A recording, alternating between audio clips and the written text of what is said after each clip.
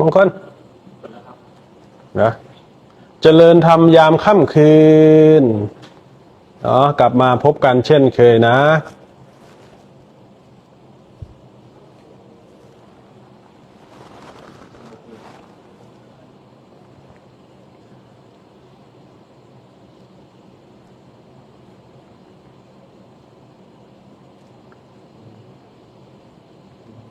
แฟนคลับนะ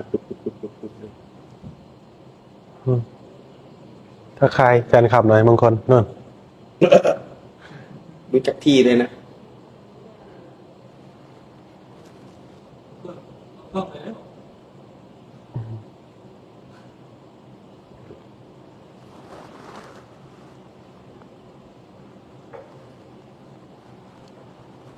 คุยเรื่องอะไรดีวันนี้เจ๊เบิ้ลกลางวันนึกอยู่ว่าจะถามอาจารย์เรื่องนึงนี้ลืมไปแล้วนึกไม่ออกอันนี้น่าจะมีถุงรั่วนะอันนี้กินครับ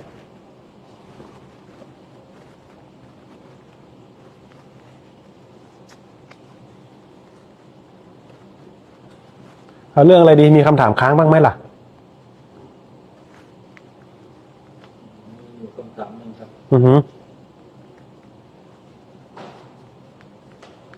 เขาบอกว่าเข้าพุทโธทีๆไม่ต้องจับลงได้ไหมครับ ได้นะ อันนี้เมื่อวาน เพราะว่าทำแล้วใช่ไหมครับ เมื่อวานถามแล้ว จะหมดแล้วครับ ก็คุยกันทุกวันเนาะแต่ว่าเราคุยกับคนเดิมแต่คนถามก็เปลี่ยนกันมาใหม่อย่างเงี้ยนะเปลี่ยนคำถามใหม่ๆกันมาอย่างเงี้ยคนฟังก็เดิมบ้างใหม่บ้างนะ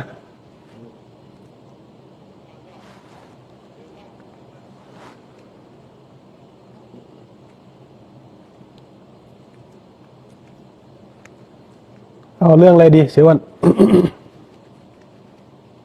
อันนี้ว่าจะถามอะไรอาจารย์กลางวันลืมไปแล้วจะพยายามจะนึกไม่ออก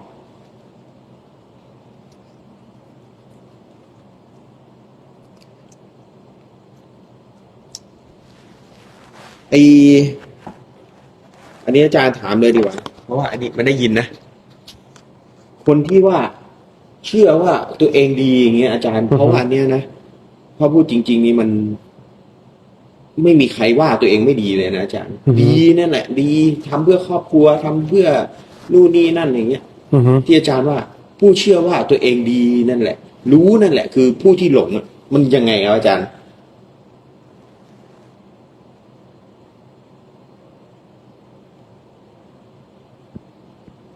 มันก็ละเอียดนะมันมีขั้นของมันอยู่ความรู้ ครับ เหมือนเรารู้เหมือนเราอย่างเช่นเมื่อก่อน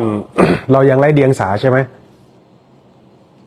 เรายังไม่รู้ความมากใช่ไหมตอนเป็นเด็กใช่ไหมแต่พอเป็นวัยรุ่นเนี่ยเมื่อเราพอเริ่มรู้ใช่ไหมเมื่อเราเริ่มมีความรู้เราก็จะสำคัญเราก็จะเริ่มตัดสินมันจะมีความตัดสินอยู่ในนั้นว่าความรู้จะต้องเป็นมาตรฐานที่เรารู้สังเกตดูไหมเมื่อตอนแรกเราไม่รู้หรอกแต่พอเรารู้เราจะเริ่มตัดสินไปแล้ว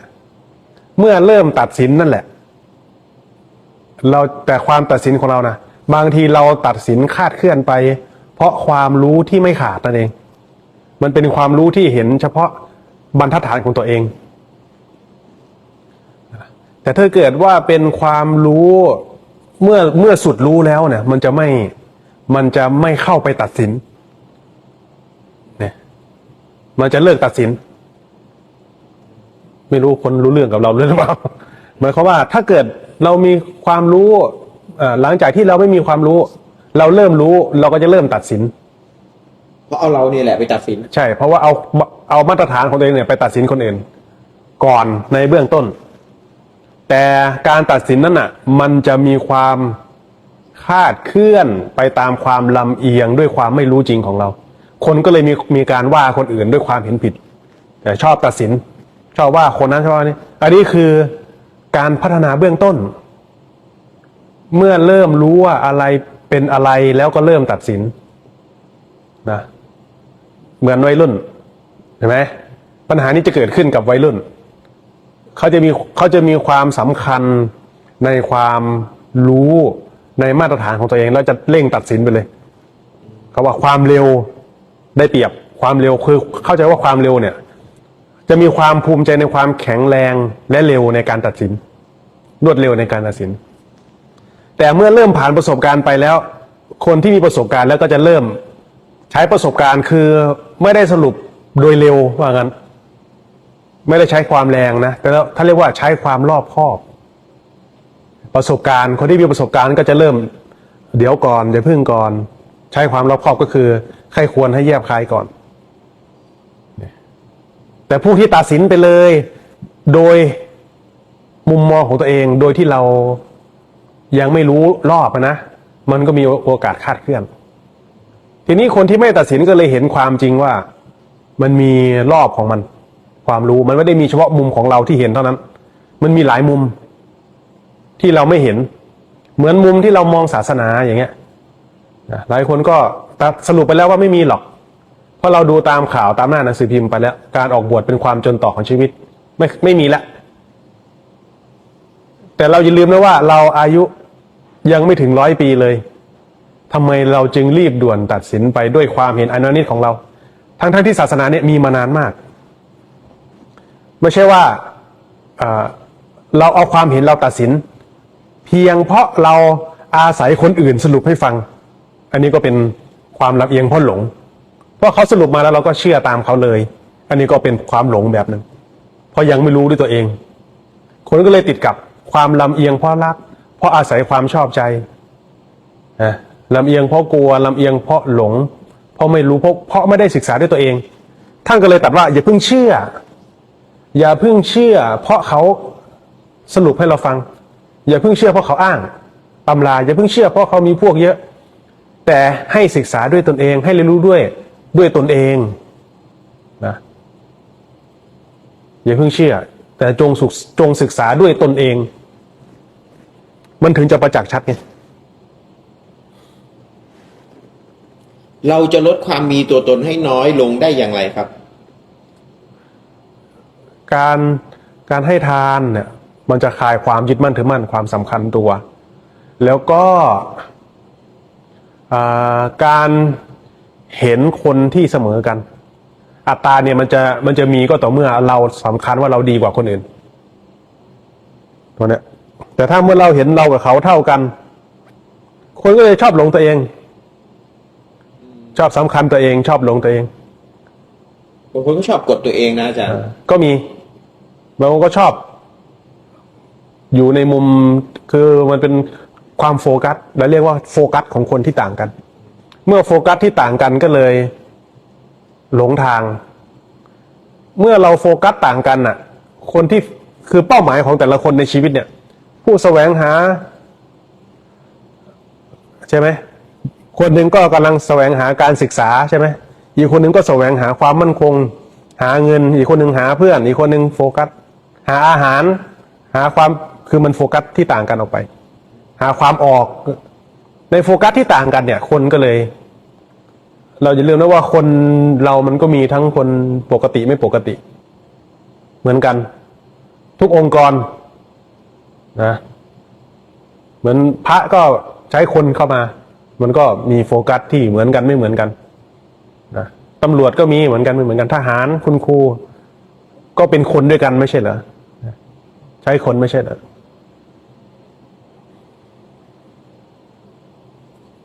เคยฟังครูบาอาจารย์ว่ามีนิพพานเป็นอารมณ์นิพพานเป็นอนัตตาคือมันติดใจค่ะอยากทราบว่าพระอาจารย์ช่วยขยายความให้หน่อยค่ะมันอธิบายให้กันฟังไม่ได้ละนิพพานนะไม่มีคำพูดให้กันฟังละรู้แต่ว่าไม่ทุกข์นะพ้นจากทุกข์นิพพานเนี่ยดับทุกข์พ้นทุกข์แล้วทำไมคล้ายๆว่านิพพานนี้คล้ายๆอุเบกขาไหมอาจารย์อุเบกขาแต่ว่ามันชั่วคราวมันเปลี่ยนแปลงอยู่เนี่ยเวลาเราอยู่เฉยๆก็มีนะในระหว่างวันอย่างเงี้ยมันแตกต่างกันยังไงครับอาจารย์มันไม่มีอะไรเกิดอะไรดับมันมีแต่จริงล้วนๆน่ะนิพพานเนี่ยนะนิพพานเนี่ยจริงล้วนๆ มันดับสมมุติโดยประการทั้งปวงเหลือแต่จริงล้วนๆนะจะบอกว่าจริงล้วนๆก็ไม่รู้จะเข้าใจกัน คือพูดยังไงก็ไม่เข้าใจว่างั้น มันไม่ได้สามารถเข้าถึงด้วยคำพูด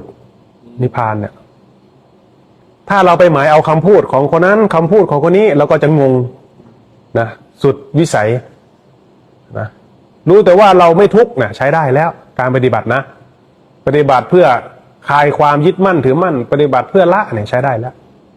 นะความพ้นไปจากความติดอยู่ในรูปในเสียงในกลิ่นรสสัมผัสในอารมณ์นะในความคิดตอนนี้ กราบนมัสการพระอาจารย์ครับอะไรเรียกว่าผู้มีวาสนาต่อกัน และตัวผู้สร้างวาสนาคืออะไร ผู้มีวาสนาต่อกัน ครับ ก็คนที่เขาได้เกิดเข้ามา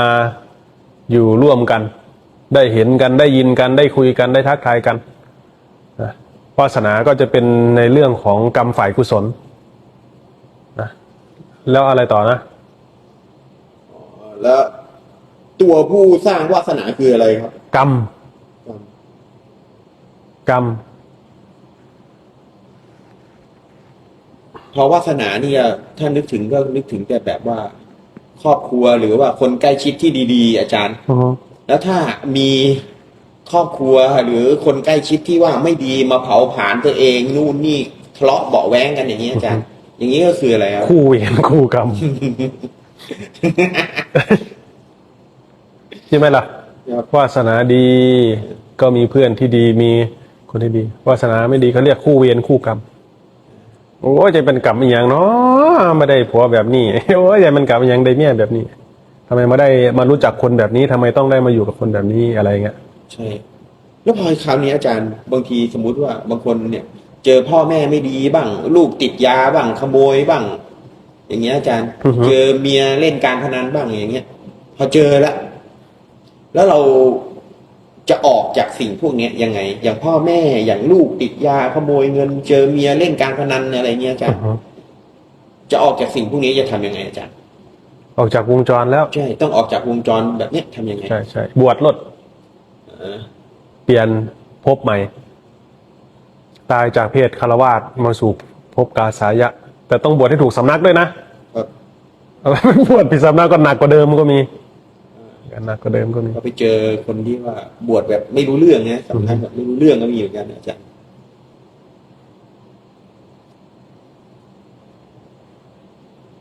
กราบพระอาจารย์ตะวันครับทำที่ว่าให้เรามีพระรัตนตรัยเป็นที่พึ่ง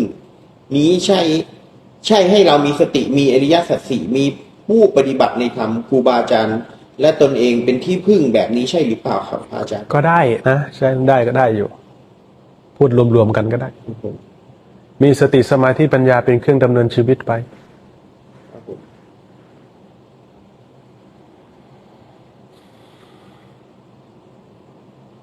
ธรรมแห่งมุตโตไทยคืออย่างไรครับ สามารถอธิบายได้ไหมครับ มันเป็นเรื่องของภาษานะเรื่องของภาษาเนี่ยโอกาสที่จะคุยกันคาดเคลื่อนกันมีสูงเราก็เลยไม่พูด ภาษาที่ใช้เนี่ย มีโอกาสเข้าใจกันคาดเคลื่อน อย่างคนไม่เรียนบาลีมาไป ไปแปลภาษาบาลีเนี่ยมันก็มีโอกาสคาดเคลื่อน บางคนแค่พูดเรื่องธรรมดา พูดเรื่องหนึ่งก็เข้าใจไปอีกอย่างหนึ่งก็มีเหมือนกันนะอาจารย์ อือฮึ ยังไม่รวมการพูดประชด พูดส่อเสียด พูดสองแง่สองงามอีกนะอาจารย์ อือฮึ พูดเรื่องเดียวกันนี่แหละ แต่ว่าเข้าใจไม่ตรงกันเยอะแยะเลย ใช่ ไม่เป็นไร ไม่เป็นไรนี่ดูมันจะเป็นอะไรนะไม่เป็นไร ใช่ใช่กินอะไรก็ได้อย่างเงี้ย แค่ภาษานะ แค่ภาษา ไม่เป็นไร แต่ดูมันจะเป็นอะไรนะเนี่ย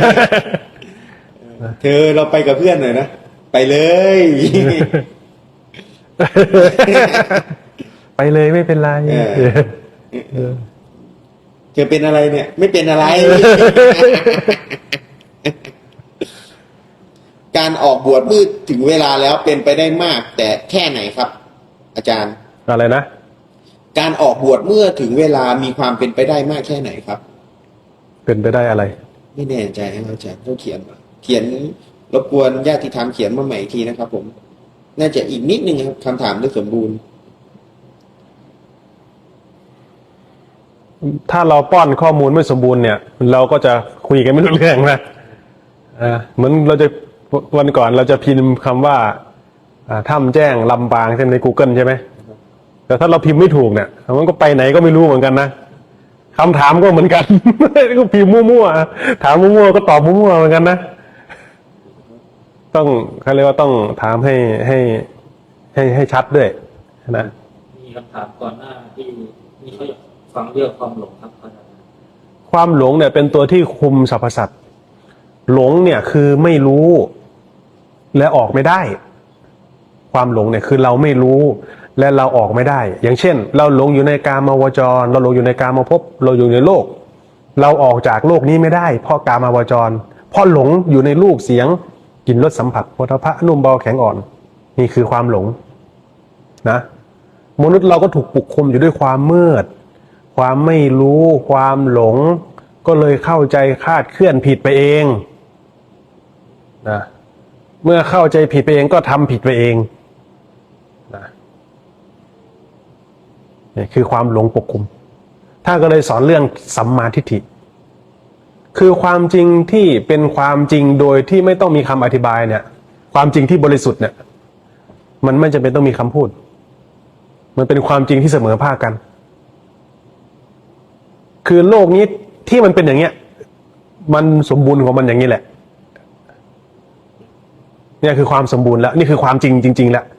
โลกเนี่ยมันเป็นอย่างเงี้ยจริงๆนี่คือความจริงจริงๆแล้วทีนี้ถ้าเราไม่สามารถยอมรับความจริงจริงๆในโลกนี้ได้เราก็จะขัดแย้งมันใจก็จะขัดแย้งไม่เข้าใจความจริงว่าทำไมคนถึงต้องเป็นอย่างนั้นทำไมคนนั้นต้องเป็นอย่างนี้ทำไมเรื่องนั้นต้องทำไมนะแต่เมื่อเรารู้สึกตัวในการยอมรับกับความจริงที่เราจะต้องเผชิญคนที่เริ่มรู้สึกตัวก็เลยเริ่มออกไงเริ่มหมุนย้อนโลกคือในเมื่อโลกที่เขาแสวงหาเหมือนว่าเขาจะได้จะมีจะเป็นเมื่อเรามองดูจริงๆแล้วมันไม่มีใครได้อะไรเลยไม่มีใครเป็นอะไรเลยไม่มีใครเสียอะไรเลยมีแต่เกิดขึ้นมาแล้วก็ตายกันเฉยๆเนี่ยนะเนี่ยคือเมื่อเขาเห็นความจริงแล้วเขาก็เลยไม่หลงอยู่ในรูปเสียงกลิ่นรสสัมผัสแต่ถามว่าทุกคนไหมไม่ทุกคนแล้วแต่มุมมองของคนแล้วแต่โฟกัสของคนเมื่อเราไม่รู้มันก็เลยหลงไปอย่างกระเซาะกระเซิงคนก็เลยแย่งกันเห็นไหมครอบครัวของญาติธรรมที่มาเล่าให้กันฟังอายุ90แล้วยังฟ้องกันอยู่อีกไม่กี่วันดีกว่าไม่กี่วันดีกว่า เพื่ออะไรจะอยู่เฉยๆยังใหญ่เพื่ออะไรเห็นไหมเพราะไม่รู้เพราะหลงอยู่ในความไม่รู้ก็เลยทำเรื่องเล็กให้เป็นเรื่องใหญ่ทำเรื่องเข้าใจผิดนั่นเองหลงผิดนั่นเองนะแสวงหามาเหมือนว่าจะได้จะมีจะเป็นสุดท้ายก็ไม่มีใครได้อะไรไม่มีใครได้อะไรไม่มีใครเป็นอะไรไม่มีใครเสียอะไรมันอยู่ตัวคือมันจริงของมันแต่คนที่จะมาเข้าถึงความจริงที่มันไม่มีคำพูดเนี่ยเราก็ต้องเปิดใจในการศึกษานะต้องอยู่ใกล้คนที่เขาพูดเรื่องนี้เรื่องความจริงประเภทนี้เรื่องความจริงจริงๆนะโอกาสได้ยินได้ฟังยากเพราะส่วนใหญ่คนเราจะหมุนไปตามไอ้ความจริงที่เชื่อคนก็เลยทะเลาะกันเพราะความจริงที่ไม่เหมือนกันเพราะเขาเชื่อว่านั่นจริงของเขาต่างคนต่างเชื่อแต่ความจริงจริงๆแล้วมันไม่ขัดแย้งมันไม่มีใครถูกไม่มีใครผิดใช่ไหมคนที่ทุกข์อยู่นั่นแหละคือคนที่ยังหลงอยู่คนที่ยังทุกข์อยู่กับคนอื่นคนที่ยังทุกข์อยู่กับเรื่องของคนอื่นเพราะยังไม่รู้ความจริงเพราะยังไม่ยอมรับความจริงนะแต่เมื่อความรู้ของใครไปตรงกับความจริงแล้วท่านเหล่านั้นก็ไม่ทุกข์กับใครไม่ได้ไปเกี่ยวข้องอะไรกับใครเลยเพราะมันจริงของมันบ้าอย่างนั้นของมันแล้วแต่ใครเลยอยากได้อะไรก็ทำเอาเลยท่านสอนให้เรามาถึงตรงนี้ความจริงก็คือออกจากความหลงอย่าคิดไปเองอย่าเข้าใจไปเองแต่ให้เรียนรู้ในธรรมะปัจจุบันที่เกิดขึ้นจริงๆนี่ ทุกอย่างมันจริงอยู่แล้วนี่แหละคือความสมบูรณ์แบบที่สุดแล้ว ไอ้คำว่าที่อาจารย์ว่าทุกอย่างมันจริงอยู่แล้วเนี่ย คือบางคนมองไม่เห็นจริงๆนะอาจารย์ใช่ไหมที่อาจารย์ว่าบางทีอาจารย์จะพูดว่าคนชั่วก็จริงคนดีก็จริง น้ำท่วมก็จริงเนี่ย คือจริง ๆ แล้วมันจริงอยู่แล้ว ใช่แล้ว แต่ว่ามันอย่างที่อาจารย์ว่าคือเราเอาความเห็นของเราเนี่ยแหละไปตัดสินทุกอย่างว่า มันไม่ควรน้ำท่วมคนนี้ไม่ควรอย่างนี้อย่างนี้อย่างนี้อาจารย์ มันเป็นอย่างนั้นไหมครับอาจารย์ แล้วอย่างความหลงครับอาจารย์ เหมือนตอนเราอายุประมาณสัก15-20เนี่ย ใครมาพูดอะไรแบบนี้ให้เราฟังเราก็ไม่ฟังนะอาจารย์ ถึงฟังเราได้ยินเราก็ไม่เข้าใจนะอาจารย์ มันก็ตกตะกอนอยู่นะครับ ได้ยินได้ฟังไม่รู้เรื่องก็ตาม แต่มันก็ยังตกตะกอนอยู่ ครับ ตกผลึกทางความคิดอยู่ ถ้าพูดถึงเรามีโอกาสแค่แบบเหมือนเฉียดเข้ามาเข้าใกล้ได้ยินได้ฟังบ้างก็ ถือว่าเป็นนี่แล้วนะอาจารย์ ตอนนั้นเราฟังเพลงอย่างเดียว ฟังเพลงเที่ยวผับอย่างเดียว เมื่อก่อนมีคนถามว่า ถ้าเลือกได้จะเลือกอะไร ถ้าขอพรได้1 ประการจะเลือกอะไร คิดอยู่ตั้งนาน ก็ไม่เคยได้ยินได้ฟังมาก่อน พี่คนนั้นบอกว่า พี่โทนี่บอกว่า ถ้าเลือกได้เลือกไม่เกิดว่างั้นมันมีช้อยนี้ด้วยเหรอ ไม่รู้จริงนะอาจารย์ ใช่มีช้อยนี้ด้วยเหรอไม่เกิดแล้วถ้ามันเกิดได้ก็ดีนะสิ ครับ เหมือนหลับไม่ตื่น เหมือนความรู้นี่เป็นขั้นๆไปนะอาจารย์ สมมุติว่าเหมือนผมเมื่อก่อนแล้วกัน ผมว่าไม่ใช่คนมาทางธรรมะหรอกใช่ไหมแต่ว่าพอกลัวตกนรกอย่างนี้ ก็เลยอยากจะให้ตัวเองขึ้นสวรรค์ ก็เป็นความรู้เป็นขั้นๆนะอาจารย์ พอได้ยินได้ฟังว่าเฮ้ยอธิษฐานให้ไปอยู่พระยุคพระศรีอานเนี่ยพระศรีอริยเมตไตรเนี่ย ทุกคนจะบรรลุหมด ก็รู้แค่นั้น แต่พอมันได้ยินได้ฟังครูบาอาจารย์เอ้าเป็นมนุษย์ มันพ้นได้ในชาตินี้เลยไม่รออะไรอย่างเงี้ยอาจารย์ มันก็เกิดได้ยินได้ฟังจากครูบาอาจารย์เหมือนกันนะครับอาจารย์ ใช่เป็นขั้นของมัน มีวิธีต่อสู้กับวิบากกรรมวิบากขันธ์ยังไงครับ ยอมรับ เรียนรู้ในการยอมรับกับสิ่งที่เราจะต้องเผชิญด้วยความจนตอกนั้น คนที่เห็นทางนี้ก็เลยไม่จะไปสู้กับใคร ต่อสู้ไม่ได้สู้กับใครนะสู้กับตัวเองก็คือยอมรับ ว่าเราต้องเผชิญกับเรื่องแบบนี้ก็ต้องสู้ เรียนรู้ในการยอมรับในการเผชิญกับตน ยอมรับอย่างเดียวเลยอาจารย์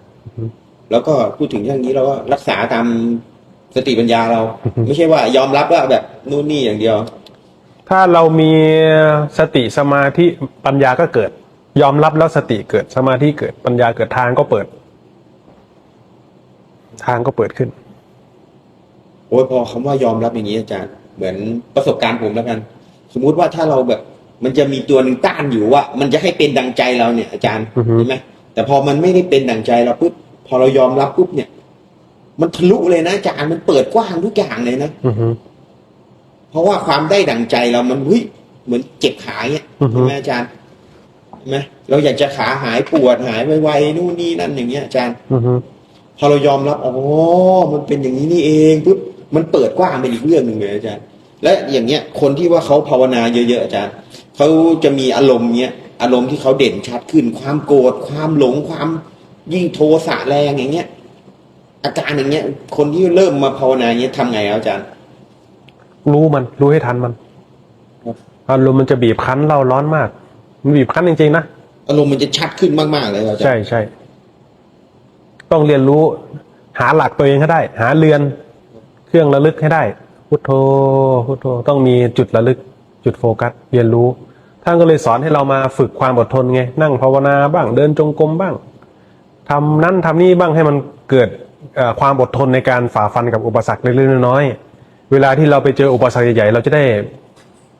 ไม่ตกหลุมใหญ่มันจะชินนะครับผมเมื่อถึงคนที่ถามเมื่อกี้ครับผมเมื่อถึงเวลาจำต้องออกบวชเป็นไปได้ไหมบางคนยังไม่ถึงเวลาก็ไม่อยากบวชก็มีมันแล้วแต่คนแล้วแต่โฟกัสคนถึงบอกไงแล้วแต่โฟกัส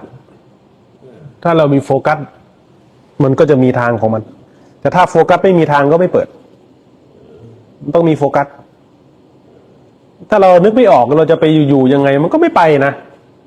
มันมืดไงมันมีความกลัวแฝงอยู่นะอาจารย์ใช่มันมีความกลัวมีความมืด เราจะไปบวชยังไง เราจะไปอยู่ยังไง ถ้าเราไม่มีสัญญาไม่มีโฟกัสเลยว่าสักวันหนึ่งเราจะไปอยู่อย่างนั้น ไม่มีทางที่เราจะไปแต่ถ้าเกิดว่าเหมือนเราเนี่ยเราก็ไม่มีทางไปจริงๆของเรามันความจนตรอกนะ จุดพลิกเลยอาจารย์ บวชให้แม่ พอบวชปุ๊บได้เรียนรู้ เอ้า ก็อยู่ได้นี่ ครับ ก็อยู่ได้นี่ ก็บิณฑบาตฉันก็อยู่ได้นี่นะไม่ต้องไปแข่งแย่งกับใครด้วย เอ้ามันเย็นอย่างนี้แล้วทำไมเขาไม่รู้ มันมีความไม่รู้ปิดเราไว้ ถึงรู้ว่าการบวชนี่โอ้ล้ำเลิศประเสริฐมาก แต่ก่อนที่อาจารย์จะตอนอาจารย์ตัดสินใจแล้วมาบวชก็2 ปีเหมือนกันนะอาจารย์ ใช่ใช่ คุยทางให้ตัวเองนั่นแหละ ใช่ เคลียร์ทุกสิ่งอย่าง ก็เลยเรามีโฟกัสแล้วเราก็มันก็กุยทางไปได้นะ ใช่ใช่ ขอโอกาสสอบถามพระอาจารย์ครับ สภาวะตอนจุติเป็นพรหมต่างกันอย่างไรกับตอนเป็นอรูปพรหมครับ ทั้งสองตอนจุติมีสภาวะต่างกันอย่างไรครับ เหมือนฝันเนี่ยแหละมนุษย์คุยกันนะพูดถึงเรื่องภพอื่นก็เหมือนฝันเนี่ยแหละนะครับ ผม เหมือนฝันนะสลึมสลืออยู่ ครับผมอย่างพี่ท่านนี้ครับ ชาตินี้มีทรัพย์ทำบุญน้อย แต่อยากไปนิพพานมีโอกาสไหมครับพระอาจารย์ ต้องทำบุญให้หมดตัว อ่า ไปได้ ถ้าไม่หมดเนี่ย มันยังคาอยู่ มันยังคาอยู่ มันยังว่ามันมีอยู่ ครับ ต้องให้มันขาดคือเป็นเครื่องอาศัย ถ้าไปนิพพานนะ อ่า ถ้าจะไปนิพพานต้องแบบนี้แหละ ใช่ ต้องขาด ต้องสุด หมดความเป็นตัวตน ครับ คือมันจะเห็นว่าไม่มีอะไรเป็นของเราจริง คนจะไปนิพพานได้นะ คนจะนิพพานได้เนี่ย คือจะไม่มีอะไรเป็นของเราเลย มันต้องหมดจริงๆนะไม่มีอะไรที่เป็นเราเลย แต่ถ้าเราทำน้อยๆอย่างเงี้ย มันก็ยังมีของเราอยู่อ่ะ ไปไม่ได้นะ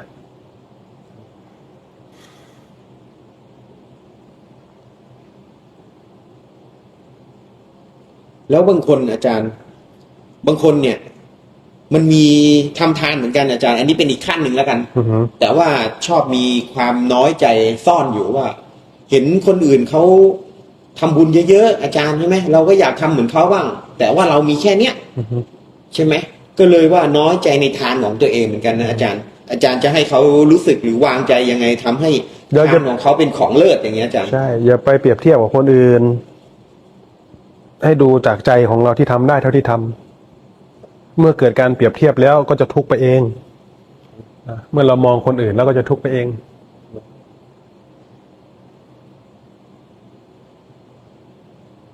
แค่ทำตามกำลังตัวเอง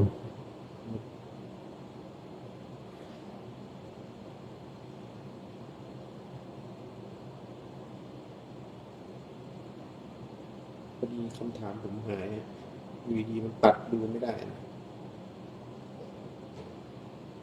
ไม่รู้มีอันไหนค้างอยู่บ้างหรือเปล่านี่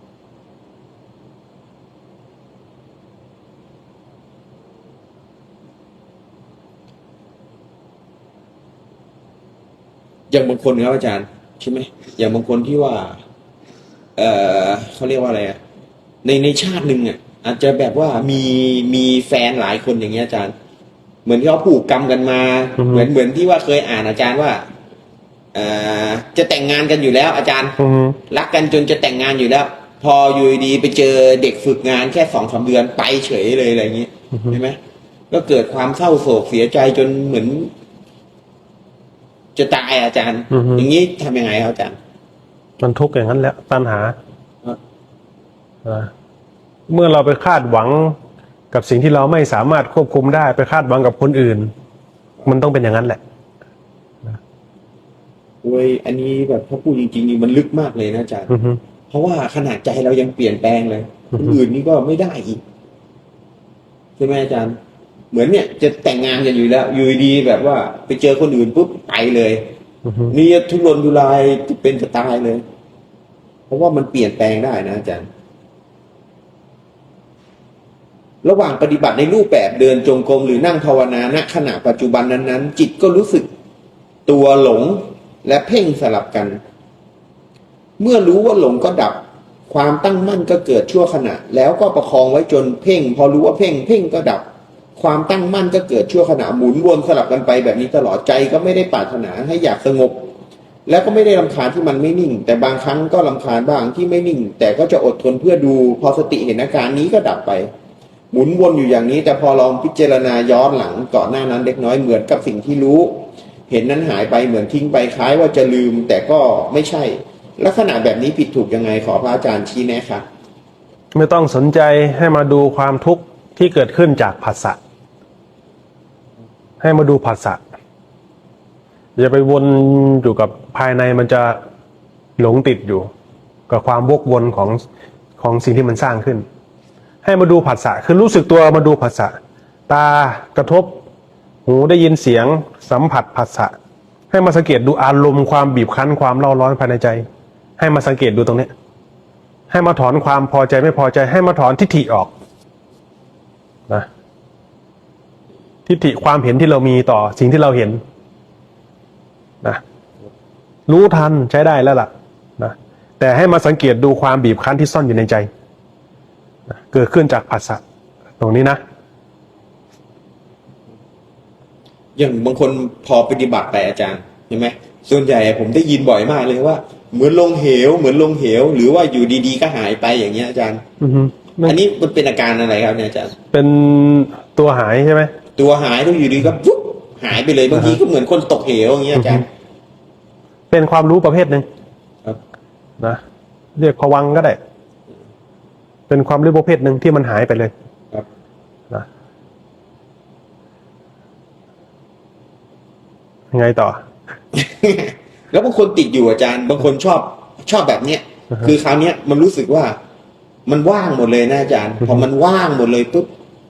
พอมันกลับมาแบบเหมือนปัจจุบันเนี้ยก็อยากจะได้อารมณ์แบบนี้อีกอาจารย์ขวนขวายทะเยอทะยานอยากเข้าไปอย่างนั้นทำไงครับอาจารย์ต้องมาเรียนรู้ให้มาอยู่กับภาษามาอยู่กับความจริงแล้วคือเราหลงมาอยู่ในความรู้ของตัวเองอยากให้มันเป็นอย่างใจเราต้องการไปหมดไม่ได้หรอกต้องมาเรียนรู้กับความจริงมาเห็นไตรลักษณ์เนี่ยมาดูความจริงเนี่ย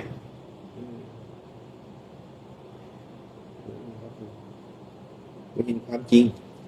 บางคนก็ชอบเอาสงบเป็นอารมณ์นะทุกสิ่งทุกอย่างต้องสงบภายในต้องสงบ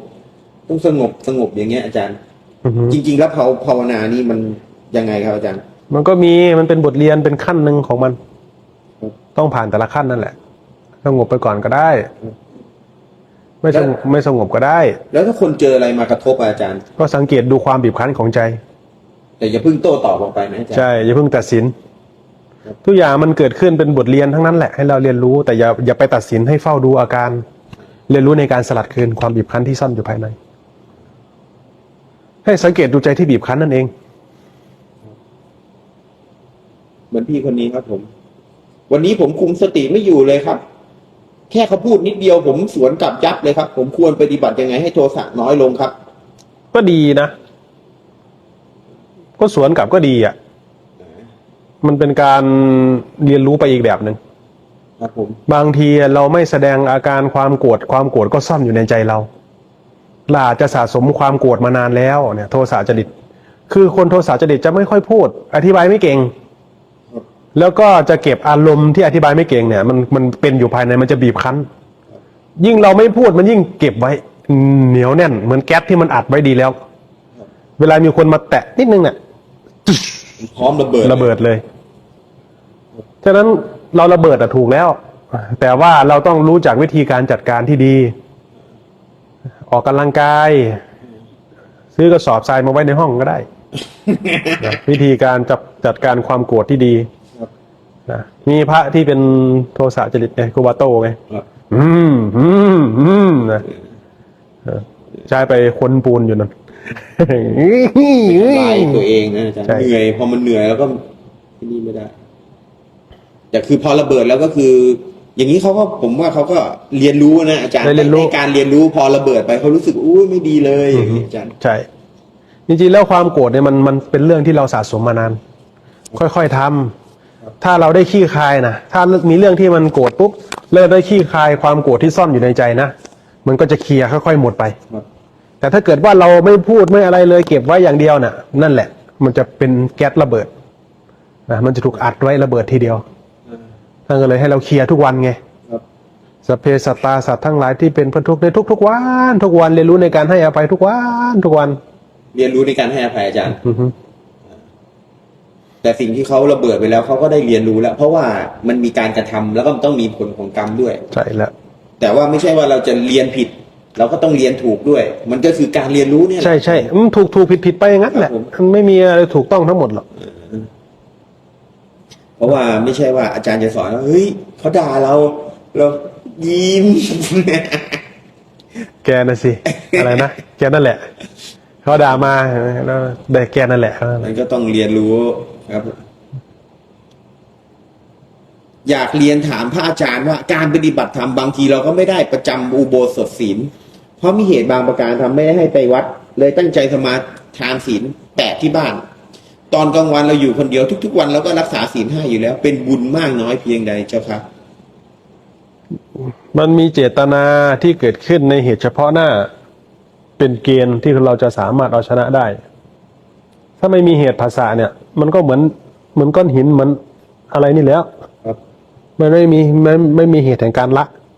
ศีลมันมีสติครอบคุมอยู่เหตุเหมือนกับเรื่องของคนที่เป็นนายพรานนอนอยู่ที่นี่งูมันจะมากินไงพองูจะมากินเสร็จปุ๊บในมือก็มีดาบ แต่ก็ระลึกขึ้นได้ว่าตัวเองสมาทานศีลวันนี้ อืม ก็เลยไม่ฆ่างูก็ปล่อยให้งู งู กิน กัดเลย ใช่ งูกัดกินเลย ใช่ โอ้คือต้องใจตั้งมั่นมากนะอาจารย์ ใช่แล้ว คือมันมีเจตนาละเว้นในขณะนั้นด้วย ต้องใจตั้งมั่นมากเลยนะอาจารย์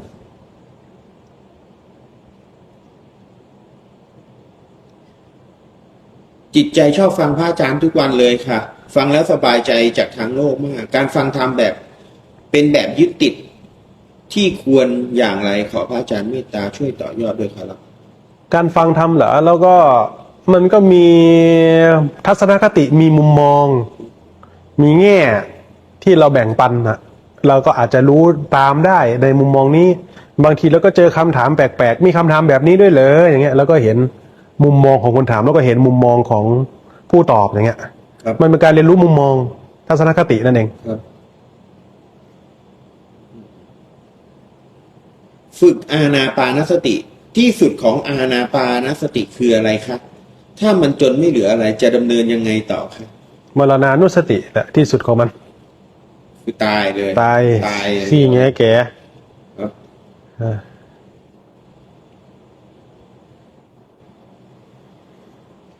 พระอาจารย์ครับ การชำเลืองหรือแอบดูจิตห่างๆทำให้เรารู้ทันไม่ตึงเครียดอย่างนี้ได้ไหมครับ ได้มองกว้าง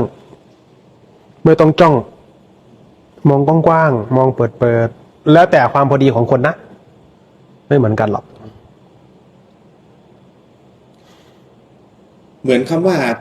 เหมือนว่าการพิจารณาอย่างเงี้ยอาจารย์ การพิจารณาอย่างเงี้ย พิจารณาคือพิจารณาอะไรครับอาจารย์ ก็ดูให้แยบคายพิจารณาก็คือไต่ตองดู ดูให้แยบคาย อย่างนี้มันไม่มีความคล้ายๆว่า ปัญญาสติปัญญาของแต่ละคนต่าง ไม่เหมือนกัน าจารย์ ใช่ แยบคายใครแยบคายมัน ใช่แล้ว มันคือถ้าพูดจริงๆก็เป็นความรู้เฉพาะตัวเองเนี่ยแหละ ใช่แล้ว ใช่ไหม เจ๊อ้วนพิจารณาผ้าห่มให้หน่อยสิ ครับ ผ้าห่มยังไงครับ ครับ เอาผ้าห่มมาให้หน่อย ครับ เอามา10 ผืนเลยอย่างเงี้ย เอ นะ อ มันแล้วแต่คน แล้วสติปัญญาคนด้วย ใช่บางคนก็ต้องอธิบายมากบางคนก็ไม่ต้องอธิบายบางคนแค่โยนเงื่อนให้ เหมือนที่อาจารย์พูดเมื่อวานไง อืม ใช่ไหมสมมติว่าครูบาอาจารย์มีพระอุปถากอะมีตะขาบอยู่ในห้องเรา เธอพิจารณาให้หน่อยสิ อืม ใช่ไหมเข้าไป3 คนคงพิจารณาคนละอย่างนะอาจารย์ อ่าฮะ บางคนสับเลยนะ อืม บางคนก็ตักออก บางคนก็เอายาไอฉีดยุงไปฉีดมันอย่างเงี้ย อืม ปฏิบัติใหม่ต้องกตัญญูต่อตัวเองก่อน โดยปฏิบัติให้เต็มที่ให้รู้แจ้งความจริงก่อน แล้วจึงจะไปแสวงหาความกตัญญูต่อผู้อื่นใช่ไหมครับ ใช่ใช่ต้องเจอตัวเองก่อน ต้องรู้จักตัวเองก่อน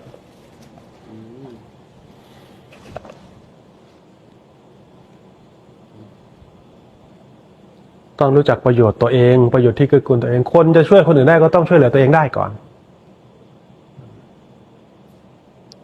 ผมว่าอาจารย์วันนี้ไม่เหนื่อยครับ ไปตอนเช้าไปเทศบาล ตอนทุ่มก็ไลฟ์ที่ถ้ำแจ้งกราบพระอาจารย์ค่ะ ถ้าเรามาปฏิบัติบางครั้งบางคราวที่วัดมีโอกาสได้พบพระนิพพานไหมคะ มันไม่ได้อยู่ที่วัด ครับ มันอยู่ที่ความรู้สึกตัวนะถ้าว่าความรู้ในความรู้สึกตัวของเราละเอียด จนถึงความจริงแล้ว นิพพานก็ปรากฏนะความจริงก็ปรากฏ เมื่อความจริงปรากฏนิพพานก็รู้เองเนี่ย นิพพานก็จะประจักษ์เอง เมื่อวิปัสสนาสมบูรณ์แล้วก็จะประจักษ์เองไม่ได้อยู่ที่วัดถ้าไม่ได้ชี้ว่าบุญดูนทางทิศนั้นประเทศนี้ วัดนั้นวัดนี้ไม่ใช่ท่านชี้มาตรงนี้มาเฝ้าดูใจตนครูบาอาจารย์ที่ท่านรู้ท่านชี้ให้ดูใจตนนะดูใจตนนะเราจะสามารถมองเห็นอะไรได้ไกลแค่ไหนก็ตามนะจะมีความละเอียดประณีตสวยงาม หรือจะไกลไปถึงดวงจันทร์ดวงอะไรก็ว่ากันไปดาวอังคารก็ว่าไปสุดท้ายสิ่งที่เราจะต้องเห็นก็คือใจตนสุดท้ายก็ต้องหันกลับมาดูใจตนนะ ใช่ถ้าพูดจริงๆก็พ้นกันตรงนี้แหละพ้นที่ใจตัวเองเนี่ยแหละ ไปที่วัดก็ถ้าใจมันทุกข์มันก็ทุกข์เหมือนเดิมนะอาจารย์พ้นที่ใจตัวเองเนี่ยแหละจะวางใจยังไงคะกับการตกงานมีหนี้สินต้องชดใช้และอาจต้องล้มละลาย เหมือนปัญหาชีวิตหนักเลยครับอาจารย์ ตั้งสติให้ได้ก่อน ครับ ค่อยๆแก้ไปทีละขั้น ครับ อย่าเพิ่งแบกเอาทุกอย่างเอาขั้นแรกก่อน แต่ละวันเนี่ยเราจะกินอะไรให้ได้ก่อน ค่อยๆมองไปคืออะไรจะเกิดก็ต้องเกิดอะเรียนรู้ในการยอมรับว่ามันเป็นมาอย่างนี้แล้วนะแล้วก็เรียนรู้ในการยอมรับกับสิ่งที่ต้องเกิด แล้วก็ต้องมีสติ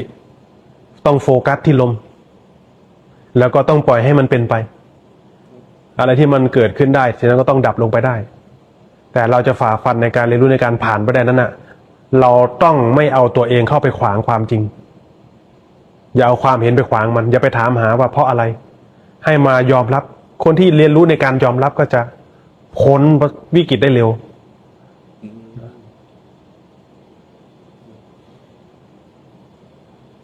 กับอาจารย์ค่ะ วันนี้กายเจ็บปวดมากๆแต่บอกตัวเองให้อยู่กับลมแต่ความเจ็บปวดนั้นมากขึ้นสติรู้ว่าใจจะทนไม่ไหวแล้วก็นั่งนิ่งนึกถึงตอนที่ท่านสอนว่ายอมรับและวางเมตตาด้วยเจ้าค่ะจะทำอย่างไรให้เพิ่มสติและลงนิ่งขึ้นไปครับ อดทนยอมรับเรียนรู้ในการยอมรับอดทนเรียนรู้ยอมรับและไม่ตัดสินให้ตั้งอยู่ในความไม่ประมาทนะ อารมณ์สงบในสมาธิคือ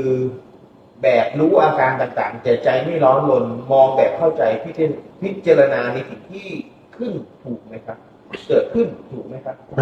ไม่หวั่นไหวตั้งมั่นได้อยู่ เหมือนตอนโมโหแล้วรู้ว่าโมโหแบบนี้ใช้ได้ไหมครับ โมโหรู้ เมื่อเรารู้ทันแล้วอารมณ์มันจะเห็นตัวเอง เมื่อก่อนเราโมโหนี่เราจะ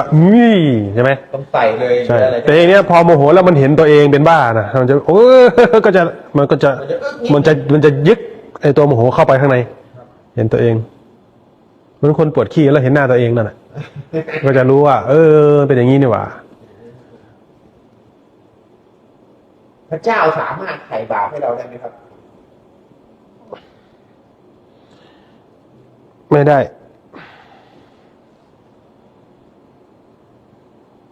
ผู้หญิงตอนเวลา ถ้ามีคนไถ่บาปให้เราได้ ไม่มีใครทำชั่วหรอก ทำชั่วเพลินเลยนะ ใช่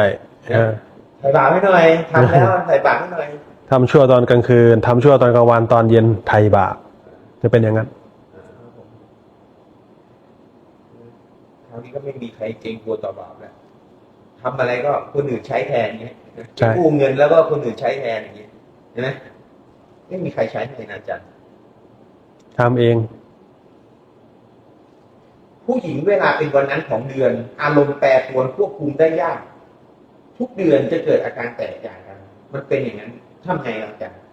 เหมือนฮอร์โมนในร่างกายอย่างเงี้ยอาจารย์ น้องเจมกับผู้หญิงเวลาเป็นอันนั้นจะหงุดหงิดมากเลย ฝึกสติตรงนั้นถือว่าเป็นการฝึกตัวเองนะ ขับรถดูลมได้ไหมครับ ส่วนมากใช้ชีวิตอยู่กับรถ ได้ได้ได้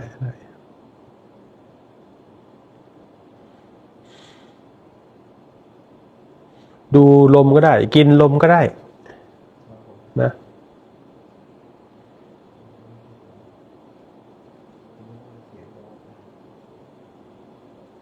เขาถามว่าระหว่างภาวนาที่บ้าน นั่งดูลมที่บ้านกับทำทานที่วัดอานิสงส์ต่างกันเช่นไรครับ ถ้าเราอยู่กับตัวเองนะถือว่าใช้ได้แล้วนั่นแหละอยู่วัด ถ้าเรารู้สึกตัวอยู่นั่นแหละมีอานิสงส์มากนะ มีโยมก็บอกว่าอยากมากราบพระอาจารย์ ไม่รู้ว่าจะไปถูกไหมที่วัดพักได้กี่วันเจ้าคะ มีมาพักได้ 2-3 วันก็ได้นะ แอดมินตอบแล้วมาได้เลย อืม ครับผมมีคนดูแลต้อนรับพร้อมเลยครับ อือหือ พูดถึงพระอริยเจ้ายังมีการบวงสรวงอยู่ไหมครับ ไม่มีนะ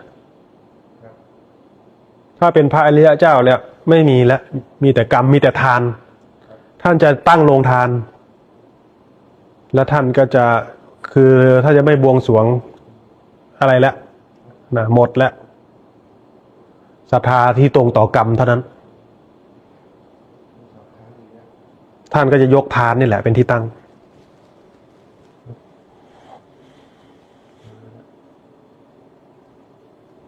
อยู่วัดมีโอกาสปฏิบัติธรรมดีกว่าบ้าน มันจะเบาบางลงมีโอกาสเข้าใจตัวเองมากขึ้นก็จะทำให้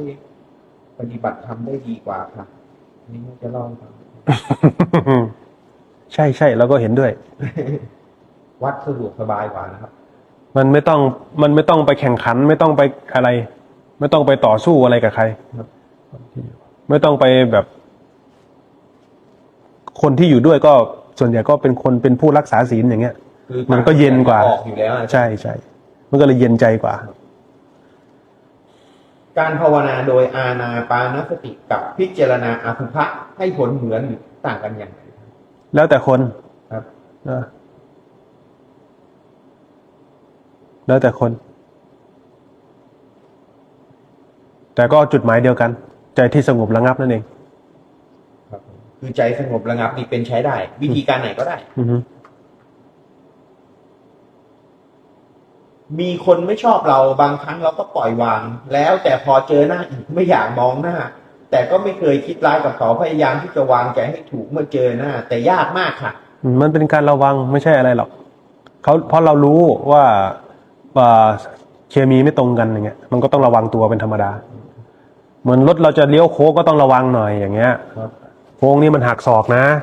ระวังหน่อย10 ล้อมานะต้องระวังหน่อยอย่างเงี้ยนะไม่เป็นไรนะ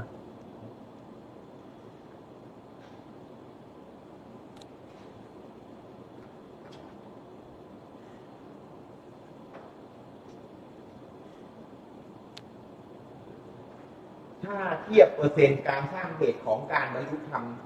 อดีตชาติกับปัจจุบันพอจะเทียบได้ไหมครับ รู้สึกว่าเหตุในอดีตชาติสร้างมาน้อยเหลือเกินครับขอบคุณครับ อย่าไปสนใจนะให้โฟกัสที่ปัจจุบันนะน้อยก็ช่างมัน ก็ทำชาตินี้ให้มันมากแล้วกันนะระลึกได้ก็ทำอย่าให้ความคิดมันหลอกเราหลงไปในอดีตเอาปัจจุบันเลย ถ้าพูดจริงๆพระพุทธเจ้าท่านก็ตรัสว่า เป็นมนุษย์เนี่ยแหละ อือ ห ฮึ ยุดพ้นได้ในภพมนุษย์เนี่ยแหละไม่ว่าใครทั้งนั้นนะ อือฮึ พระอาจารย์ครับทำยังไงถึงจะสามารถเป็นภาชนะรองรับพระสัตธรรมที่เข้าถึงใจได้ครับ ใจต้องมีความตั้งมั่น ไม่ลำเอียงเพราะรักไม่ลำเอียงเพราะกลัว ไม่ลำเอียงเพราะหลง ไม่ลำเอียงเพราะความโง่เขลาระลึกขึ้นมารองรับอยู่ด้วยความตั้งมั่นนั่นเอง ใจเป็นกลางรองรับได้ ไม่ได้ตัดสินเลย ไม่ได้เชื่อเลย ไม่ได้คัดค้านแต่เปิดใจในการเรียนรู้ในสิ่งที่พอรู้ได้ และมีความตั้งมั่นคือมีสตินั่นเอง มีสติมีสมาธินั่นเอง เหมือนคนฟังเราไม่รู้เรื่องเนี่ยก็มีนะไม่ใช่ว่าคนจะฟังรู้เรื่อง ฟังไม่รู้เรื่องหรอก เพราะเราเองเราก็ไม่รู้เรื่องเหมือนกัน นะแต่วันหนึ่งเขาก็รู้เรื่องขึ้นมาอย่างเงี้ยก็มีคนขึ้นรู้อยู่ดีก็ฟังอาจารย์รู้เรื่องซะงั้นอย่างเงี้ยเมื่อก่อนฟังยังไงก็ไม่รู้เรื่องพอฟังเรารู้เรื่องเสร็จปุ๊บทีนี้จะฟังคนอื่นไม่รู้เรื่องแล้วมันจะกลับไปอีกโลกนึงจะเป็นอีกโลกนึงนี่จะฟังแต่เรารู้เรื่องแล้วฟังคนอื่นไม่รู้เรื่องแล้วทีนี้ กราบพระอาจารย์ครับ ก่อนนอนนั่งดูลมตอนทำงานมีสติอยู่กับงานหรือว่าอยู่กับปัจจุบันใช่ไหมครับ อือหือ อาจารย์ ไส้แล้ว การเมตตาผู้ที่คิดร้ายกับเราต้องทำอย่างไรครับ ผู้ที่คิดร้ายกับเรา ครับผม ให้อภัย ให้อภัย ใช่เดี๋ยวเราก็ตาย เขาก็เหมือนกัน เขาก็ตาย ไม่มีใครได้อะไรหรอก ไม่มีใครเป็นอะไร เดี๋ยวก็ตาย เอาอย่างนี้อาจารย์พูดถึงพอคนคิดร้ายเนี่ย แล้วก็พอเขาเนี่ยในสังคมเนี่ยอาจารย์อย่างผู้ออกเนี่ย กิเลสก็ยังมีอยู่แหละ ยังเบาบางอยู่อาจารย์ แต่ในที่ทำงานสถานที่ว่าเราต้องไปติดต่อข้าราชการหรือว่าอะไรก็แล้วแต่อาจารย์เนี่ยที่อะไรก็ตาม เราไปเจอคนที่เป็นพิษอาจารย์ เหมือนว่าไปร้านเนี้ยนี่ก็เอะอะโวยวายนู่นนี่ อือฮึ เหมือนคนพาลน่ะอาจารย์ เราต้องเจออยู่แล้วแหละทำไงครับอาจารย์ หลีกเลี่ยงให้ไกล หลีกเลี่ยงเลย เมาแป้งแล้วก็เปลี่ยนร้านกินเลย ใช่ ถ้าเห็นคนที่ไม่รักษาสติตัวเอง เห็นคนเมา เห็นคนกระทบกระเทียบ เห็นคนสอดเสียด เห็นคนดูหมิ่นพยายาม หลีกเลี่ยง แล้วก็ให้คบหากับกัลยาณมิตร ให้คบหากับคนที่มีเหตุผลที่ตรงต่อความจริง คนเรามันมีภพของมันนะรู้ไหม อย่างเช่น คนที่ไปเรียนมหาวิทยาลัย คนที่แบบอยู่ในภพของ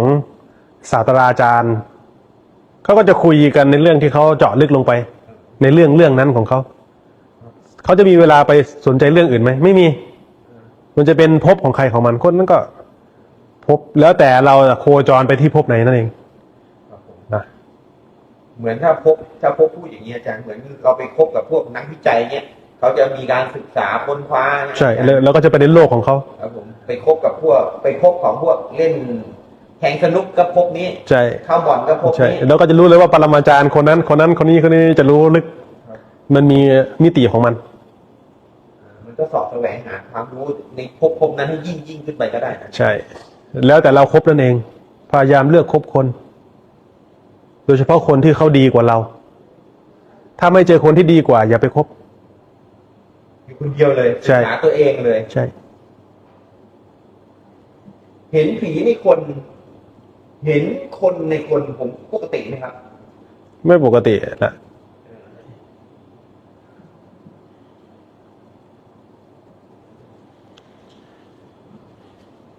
ขอคำแนะนำในการเจริญสมาธิค่ะ ทำบ่อยๆ ทำให้มาก ทำให้ยิ่ง นะ พูดถึงคนปกติกับคนไม่ปกติอาจารย์ใช่ไหมเราจะรู้ได้ไงว่าเราปกติหรือเราไม่ปกติอาจารย์ ก็ต้องมาเฝ้าดูตัวเองไง ก็ดูตัวเอง ใช่ แต่ใครๆก็ว่าตัวเองปกตินะผมไม่ได้บ้าเนี่ยผมปกติ ผมไม่ได้บ้าครับ ผมประสาท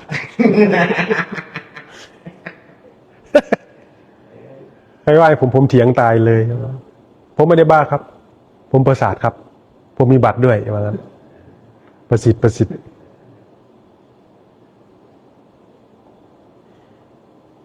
ขอโอกาสครับพระอาจารย์การใช้ชีวิตคารวะเนี่ย ขอการวางใจในขณะที่ต้องทำผิดเพราะจำเป็นในการดำรงชีพครับ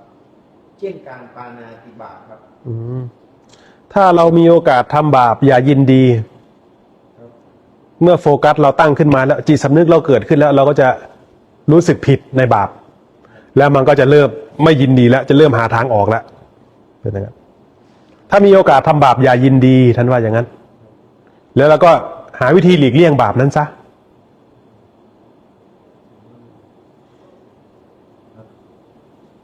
อันนี้เป็นใจที่ฉลาดเลยนะครับอาจารย์เป็นใจที่ฉลาดในการวางใจนี่โอ้พี่คนนี้ได้เทคนิคอย่างดีเลยครับ เป็นใจที่ฉลาดเลยแล้วอย่างนี้อาจารย์สมมติว่าเราไปเจอร่างกายนี้อาจารย์ร่างกายสมมติว่าไอ้ขวดน้ำนี้แล้วกันอาจารย์เป็นไฟใช่ไหมแต่ว่าเราเผลอไปโดนมันร้อนเราชักออกแล้วใช่ไหมอาจารย์แต่ใจเราเนี่ยสมมติว่าเจอไอ้สิ่งนี้มันทุกข์เนี่ยแต่มันพัวพันเกาะอยู่อะไรเงี้ย มันชอบรู้ มันทำไมมันไม่ฉลาดเหมือนกายนี้ได้ครับอาจารย์ มันชอบรู้ มันชอบเสือก มันชอบยุ่ง มันชอบเรียนรู้อ่ะ ครับ มันอยากรู้นั่นแหละ ครับ มันก็เลยออกยาก มันไม่รู้ด้วย ไม่รู้ด้วยมันก็เลยไปพัวพันแบบนี้แหละแล้วทำยังไงให้ใจเรามันเป็นเอกเทศต่อทุกอย่างครับอาจารย์ เจริญสติสมาธิให้มีกำลัง เมื่อจิตฉลาดแล้วมันก็ทิ้งเองหมดทุกอย่าง เมื่อความรู้นั้นมันฉลาดมันวางเองหมดทุกอย่างเลยนะ แต่จริงๆเนี่ยเหมือนที่ว่าเราได้ยินได้ฟังมาทุกวันนะอาจารย์ จริงๆ ถ้าทุกวันเนี่ยก็อย่าว่านี่เลย2,000 กว่าร้อยปีมาแล้วนะอาจารย์ อือฮึ ไม่มีอะไรนะอาจารย์ ทานศีลภาวนาใช่ไหมอาจารย์มีแค่นี้แหละถ้าพูดอะไรเงี้ย แต่กิเลสมันเหนียวแน่นนะสิ ครับผม ก็เลยต้องใช้เวลา ครับ คนไม่มีกำลังใจก็ได้อาศัยได้ยินได้ฟังอย่างเงี้ย ทุกวันพูดทุกวันอย่างเงี้ย ก็ได้มีกำลังใจตัวเองก็ดำเนินชีวิตไป ก็พยายามขนขวายอยู่อย่างเงี้ยคือบอกว่าบางคนเนี่ยเป็นกลับเป็นกันนะหลายกลับหลายกันกว่าจะได้มาเจอคำสอน กว่าจะมาเจอคำสอนที่นำพาเราให้พ้นจากทุกข์อ่ะไม่มีใครเคยบอกเราเลยอ่ะไม่รู้เลยว่าเราวนอยู่ในวัฏจักรนี้นานแค่ไหนผจญเพลิงแห่งความทุกข์ความโลภนะความยื้อแย่งแข่งขันไม่มีใครบอกเราเลยว่าของเหล่านี้ไม่ใช่ของจริงทุกคนก็เที่ยวแสวงหากันอยู่อย่างนั้นน่ะพอมีคนบอกปุ๊บเมื่อเรามามองดูสิ่งที่ท่านพูดนะมาฟังดูเปิดใจฟังดูก็จริงแล้วเป็นความจริงที่ทำให้เราพ้นจากความบีบคั้นได้อะมันเป็นโอกาสที่คนจะพ้นจากทุกข์นั่นเองแต่แล้วแต่นิสัยวาสนาคนนะแต่สำหรับเราแล้วเนี่ยถือว่าเป็นของที่เลิศประเสริฐที่สุดเท่าที่ชีวิตเรารู้จักมานะ ขอวิธีแผ่เมตตาง่ายๆที่แผ่ได้ทุกวันหน่อยครับ อาจารย์ สัพเพสัตตาสัตว์ทั้งหลายที่เป็นเพื่อนทุกข์เกิดแก่เจ็บตายด้วยกันทั้งหมดทั้งสิ้นจงเป็นสุขเถิดอย่าได้มีเวรแก่กันและกันเลยจงเป็นสุขเถิดอย่าได้มีความทุกข์กายทุกข์ใจเลยจงมีแต่ความสุขกายสุขใจรักษาตนให้พ้นจากทุกข์ภัยทั้งสิ้นเถิดได้ไหมยาวไปหรือเปล่า แล้วอย่างแผ่เมตตาครับอาจารย์ใช่ไหมคนส่วนใหญ่นะอาจารย์ส่วนใหญ่จะรู้แค่ว่า ไปทำสังฆทานกรวดน้ำแล้วก็แผ่เมตตาหรือว่าทำใส่บาตรแล้วก็แผ่เมตตาการแผ่เมตตาแผ่ได้ตอนไหนบ้างอาจารย์ จริงๆแล้วอย่างเงี้ย ระลึกได้ ระลึกได้ก็คือ ถ้าเรียกว่าเจริญแผ่เมตตาไง ตลอดเวลาเลย ใช่ ก็ได้ เมื่อระลึกได้ปุ๊บแล้วก็สัพเพสัตตาสัตว์ทั้งหลายที่เป็นเพื่อนทุกข์เป็นการเจริญแผ่เมตตาเจริญจิตแผ่เมตตา สมมุติเราท่องไม่ได้อย่างนี้ยอาจารย์ ขอให้ผู้อื่นพ้นทุกข์ใจเราพ้นทุกข์อะไรแบบอธิษฐานแบบของใครของมันอย่างนี้ได้ไหม ในภาษาที่เราเข้าใจก็ได้ ครับ ขอให้มันลงใจเรา ขอให้ใจรู้ว่าไม่เบียดเบียน ครับเอาไก่ไปบวงสรวงเจ้าที่เจ้าทางนาอย่างนี้ผิดไหมครับ มันก็ผิดหลักคำสอน ครับ มันก็ถูกความเชื่อใช่ไหมถ้าเป็นความเชื่อที่เราเชื่อ มันก็ในแนวนั้นเขาก็ถูกไปแนวนั้นเนอะไหมแต่ถ้าว่าเป็นคำสอนของพุทธศาสนา ท่านก็ไม่มีแหละการบวงสรวง ไม่ใช่ว่าการบวงสรวงไม่มีผลนะมีผล แต่ว่ากรรมที่จะเด่นเนี่ยก็คือกรรมฝ่ายกุศล ทานนะศีลภาวนาเนี่ยกรรมที่คนที่ลงหลักของพุทธศาสนาจะไม่หวั่นไหวจากในทานในศีลในภาวนา ถ้าการบวงสรวงถ้าเป็นเหมือนก็เหมือนแบบ การให้เจ้าที่ตรงนั้นอะไรอย่างตรงนั้นอะไรอาจารย์เป็นความเชื่อนั่นแหละอาจารย์ อือฮึ ก็มีผลของการตรงนั้นแหละ ใช่แล้ว กี่โมงแล้วเนี่ย ตอนนี้59 นาทีครับ โอ้เอาอย่างนั้นแหละ อาจารย์อะไรนี้ดีกว่า 3-4 คำถามสุดท้ายแล้ว ทดเวลาบาดเจ็บ 3-4 คำถามสุดท้ายอาจารย์ ช่วงท้ายเกม ครับผม การทำสมาธิครั้งแรกจิตไม่นิ่งแวะไปแวะมาบางครั้งตัวเอียงมันรู้สึกตัวโยกมีอาการตลอดเพราะอะไรครับ ความจริงของมัน ไม่มีเหตุผลหลัก ให้เราเรียนรู้เนี่ยแหละขอโอกาสพระอาจารย์แบบปลูกต้นไม้ขุดดินไปอยู่ไส้เดือนตัวขาดไม่มีเจตนาบาปมากนะครับ ไม่มาก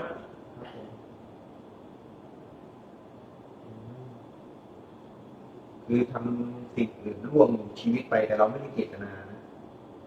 ได้หมดแล้วครับอาจารย์คำถามหมดแล้วครับแค่นี้นะครับ อนุโมทนากับได้ธรรมเนาะวันนี้ก็สมควรกับเวลาแล้วขอให้เจริญในธรรมโดยทั่วหน้ากันทุกท่านจนสามารถก้าวผ่านล่วงพ้นความทุกข์ได้ โดยทั่วหน้ากันทุกท่านทุกคนเทอญ